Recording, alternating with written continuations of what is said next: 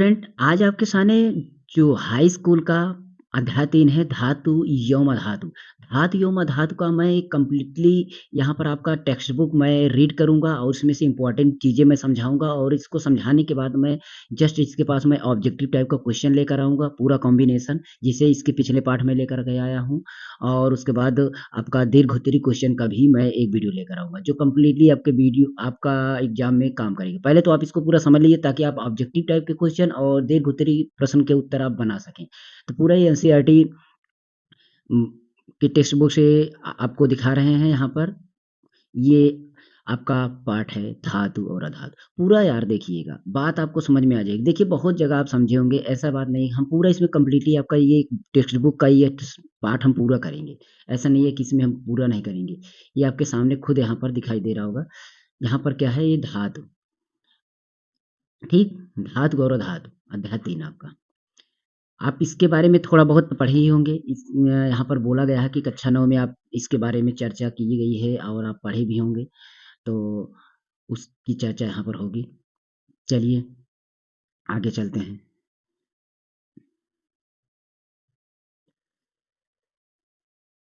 यहाँ पर देखिए धातु की चर्चा हो रही है, किसकी? धातु। धातु क्या वो चीज़ बोला गया है कि धातु में बोला गया है कि इन पदार्थों में भौतिक गुणधर्मों की तुलना अनेक समूह में अलग रखना आसान होता है। सीधी-सीधी बात में अगर बोला जाए तो जो धातु होते हैं, वो शुद्ध रूप से धातु चमकदार होती है। क्या होती है? चमकदार होती है और गुणधर्म जो इसका होता है वो धात्विक चमक कहते हैं। मतलब इसका गुणधर्म जो होता है धात्विक चमक। मतलब आपका जो धातु होगा, वो बोला जा रहा है उसकी धातु की सतह जो होगी वो चमकदार होगा। क्या होगा? चमकदार होगा। यानी आप बहुत सारे प्रकार के आपके दैनिक जीवन में चीज़ें देखे होंगे जैसे आप आयरन देखे होंगे, copper, aluminium, magnesium, sodium, lead, zinc इस तरह की बहुत सारी चीज़ें मिलती हैं। परंतु आप इसको समझ नहीं पाते कि इनमें से कौन-सा धातु है, कौन अधातु है, कौन उपधातु है, ये सारी चीज़ें नहीं। तो यही चीज़ें आज आपको समझ में यहाँ पर आने वाला है और इसको आप देखिएगा पूरा आपकी बातें समझ में आ जाएँगी, ठीक है? देखिए, अब यहाँ पर आपको यहाँ पर सारी चीज़ें बताया जा रहा है। जैसे कि जो धातु होता है अगर आप देखेंगे, धातु जो होती है वो सामान्यतः क्या बोला गया है? सामान्यतः कठोर होती है। क्या होती है सामान्यतः? कठोर होती है और धातु की कठोरता अलग-अलग होती है। धातु जो होती है उसकी कठोरता अलग होती है। कोई कठोर होता है, एकदम कठोर होता है, कोई कम कठोर होता है, परंतु कठोर ही होता है, थोड़ा लचीला होता है। इस तरीके से कठोरता अपने आप में अलग-अलग तरीके से हो सकती है धातु की। ये सारी चीज़ देखिए कि आपका डिफरेंसेस लिख सकते हैं धातु के बारे में।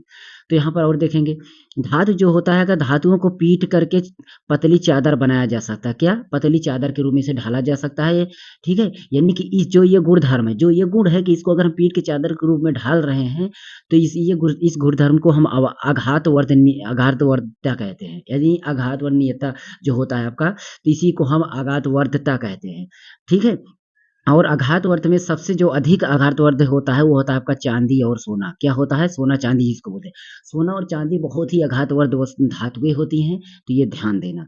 इसके बाद हम और इसमें सारी चीज़ें पढ़ते हैं। देखिए एकदम बेसिक है, सारी चीज़ें इसी में से हम बता रहे हैं जो आपके बुक में है और बोला जा रहा है कि धातु को पतले तार के रूप में खींचने की क्षमता को तन्यता कहा मतलब इसी धातु को अगर हम थोड़ा किसी तरीके से पीट-पाट करके जैसे भी करके हम इसको अगर हम खींचे, इसको हम अगर खिंचाव डालें इस धातु पर तो हमारा जो तार के रूप में कन्वर्ट होगा, जो लंबाई बढ़ेगी ये हमारा तन्यता बोला जाएगा। इस क्षमता को क्या बोला जाएगा, इस घर्षण को क्या बोला जाएगा? तन्यता बोला जाता है। यानी सोना जो है सबसे अधिक तन्य धातु भी है। सोना जो है वो सबसे अधिक तन्य धातु भी है, आघातवर्णीय भी है। ये सारा पहचान तो हो गया, आप बात को समझ गए ना? अब इसके बाद हम और आगे चलते हैं। इसमें मेन-मेन पॉइंट आपको हम पढ़ दिखाते हैं, बाकी और कुछ भी नहीं इसमें दिखाना है। ठीक है? अब इसमें सारी चीज़ें यहाँ पर सुचालक के बारे में बताया गया है, ऊष्मा का सुचालक। यहाँ पर धातु जो होता है ऊष्मा का सुचालक होता है। धातु क्या होता है? यहाँ पर बोला गया है धातु ऊष्मा का सुचालक होता है और इसका गलनांक बहुत अधिक होता है। इसका जो गलनांक होता है यानी गलनांक पॉइंट जो होता है, मेल्टिंग पॉइंट जो होता है वो बहुत ही कम होता है, सॉरी अधिक होता है।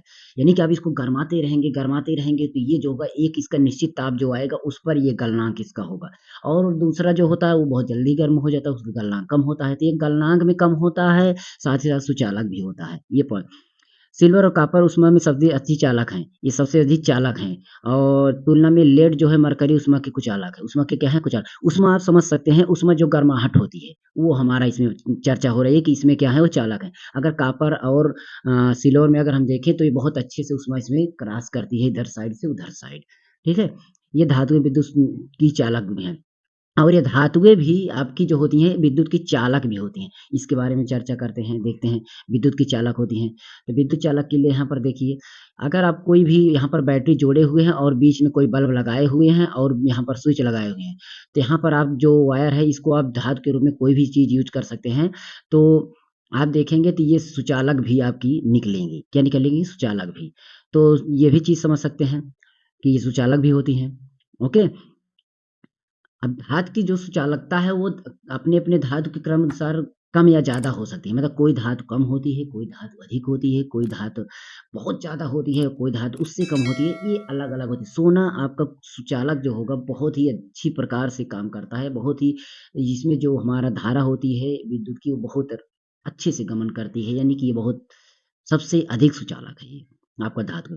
तो सोना जो है आपका ये कहा नहीं जाता है कि सोना, सोना होता है। ये धातु जो है ना सभी चीज़ों में नंबर 1 ठीक है? तो ये चीज़ आप समझ सकते हैं।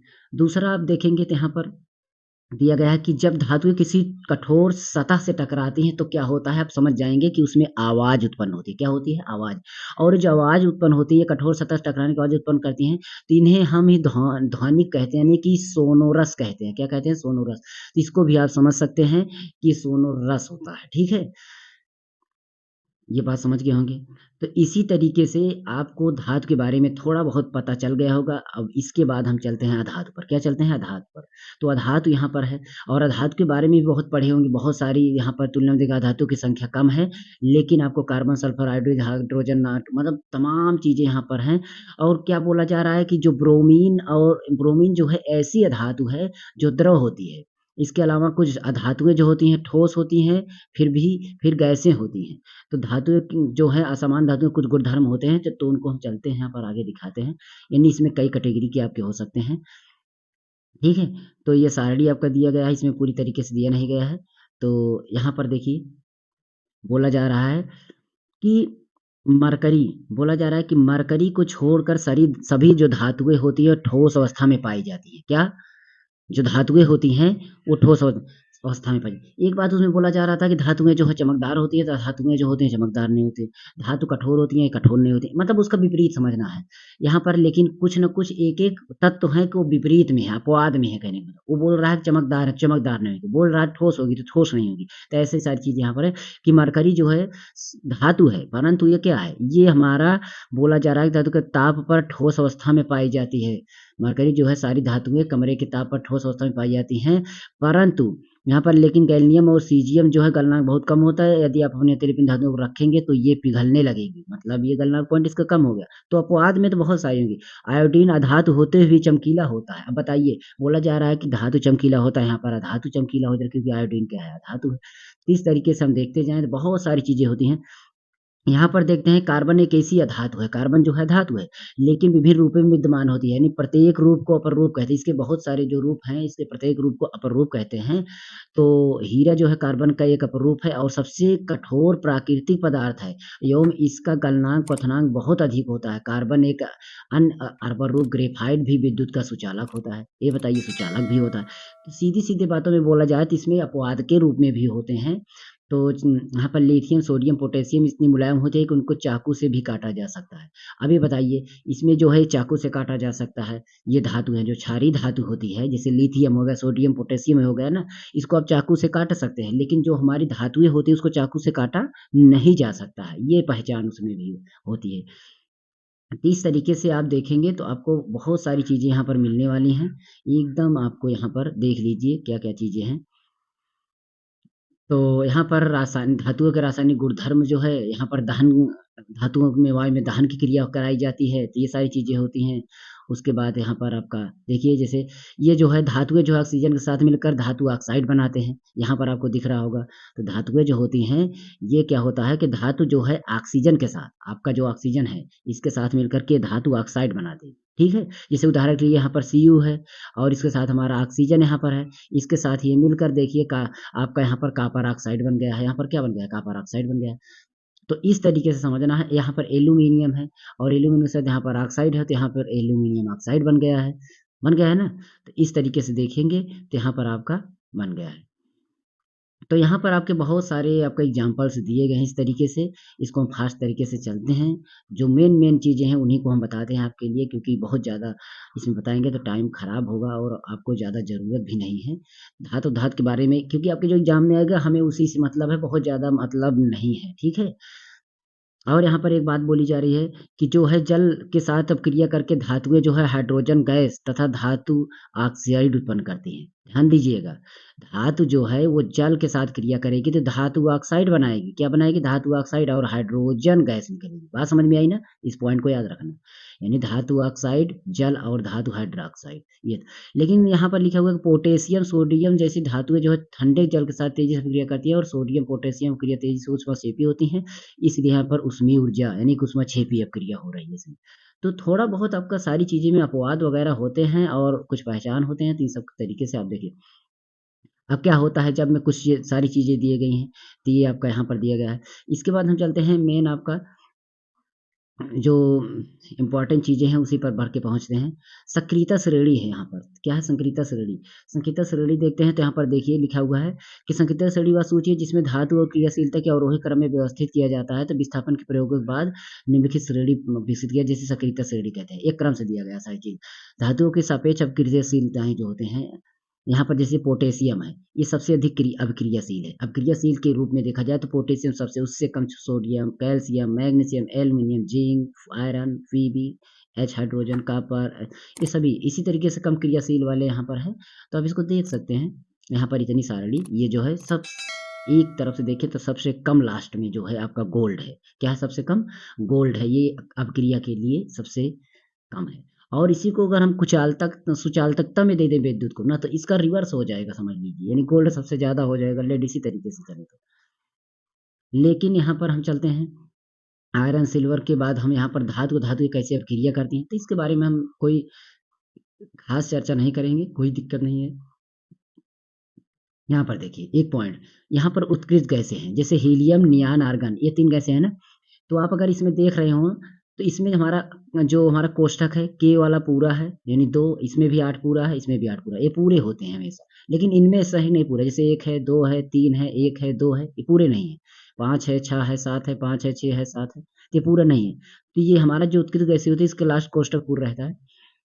और इसकी जो परमाणु संख्या यहाँ पर सभी की दी गई है। तो उत्कृष्ट गैसों में आपका हीलियम, नियान, आर्गन हो गया। धातु में sodium, magnesium, aluminium, potassium, calcium, इस तरीके से दिया गया है। अधातु में आपका nitrogen, oxygen, fluorine, phosphorus, sulphur, chlorine, तो ये सभी हमारी अधातुएँ यहाँ पर दी गई हैं।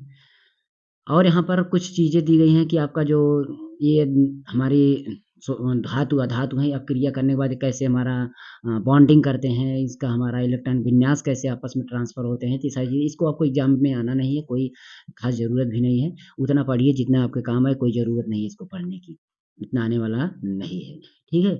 तो आयनिक यौगिक गुणधर्म के आधार पर यहाँ को आपकी कुछ चीज़ें दी गई हैं। यहाँ पर आप सभी का गलनांक और क्वथनांक देख सकते हैं, एक-एक करके।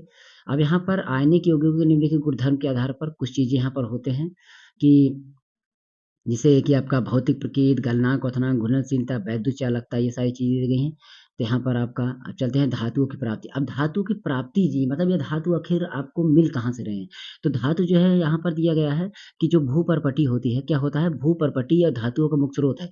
यानी जब समुद्री जल में सोडियम क्लोराइड, मैग्नीशियम क्लोराइड आदि जैसे कुछ विलेय लवण उपस्थित होते हैं, पृथ्वी की भूपर्पटी में प्रकृति में पाए जाने वाले तत्वों को यौगिक खनिज कहते हैं। जो हमारी इस भूपर्पटी कहाँ तक होती है कि पृथ्वी की ऊपरी परत जो होती है भूपर्पटी, इसमें आपको मिलने वाले जो हमारे खनिज चीज़ें हैं, ये हमारा धातु धातु ये सारी चीज़ें हो सकती हैं, तो धातु इसी में मिलते हैं हमें, ठीक है? धातु का निष्कर्षण कैसे किया जाता है? हमें भूपर्पटी स्वतंत्र अवस्था में पाई जाती हैं और यौगिक रूप में मिलती हैं।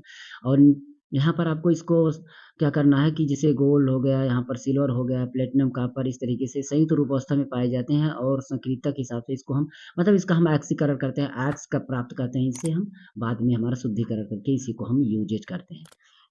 विद्युत अपघटन के बारे में इसमें हमें यहाँ पर बात की गई है। जैसे देखिए यहाँ पर दिया गया है, पोटेशियम दिया गया है, पोटेशियम के बाद आपका सोडियम दिया गया है, कैल्शियम दिया गया, मैग्नीशियम, एल्यूमीनियम, तो ये हमारा हो गया यहाँ पर।